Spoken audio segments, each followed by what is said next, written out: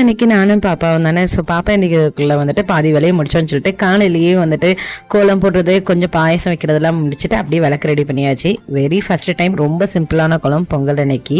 கல்யாணத்துக்கு முன்னாடிலாம் பார்த்தீங்கன்னா சுண்ணாம்பு காவியமாக அலைவேன், காமெண்ட் ஃபுல்லாக நான் தான் தாசால கோலம் போடுவேன்னு சொல்லிட்டு எல்லார் வீட்லேயும் போட்டுட்டு கலர் கோலப்பொடி போடுறதுன்னுட்டு இருக்கும். எல்லாம் மலரும் நினைவுகள் தான். 8th ஸ்டாண்டர்ட்லேருந்தே எங்கள் வீட்டில் நான் தான் பொங்கல் விடுவேன்னா. ஸோ பொங்கல் விட்டு முடிச்சதோடு நம்ம வேலை முடிஞ்சுது. அதுக்கப்புறம் வந்துட்டு ஒரு 2 நாளுக்கு அந்த ரெஸ்ட் தொடரும் பொங்கல் வேலை செஞ்சது.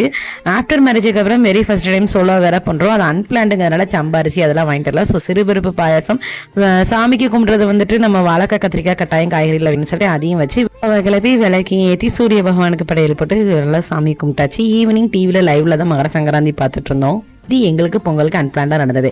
அவங்களுக்கும் அதே மாதிரி தான் அன்பிளான்டா நடந்துச்சு. என்னன்னு கேட்டீங்கன்னா, அவங்க பிளான் பண்ணி போனது பெருவழி பாதையில போறோம், சுவாமி தரிசனம் 16ஆம் தேதி பாக்குறோம். பட் அன்பிளான்டா என்ன ஆயிடுச்சு, புல்மேட்டு பாதையில மகர சங்கராந்தி தரிசனம் கிடைச்சது.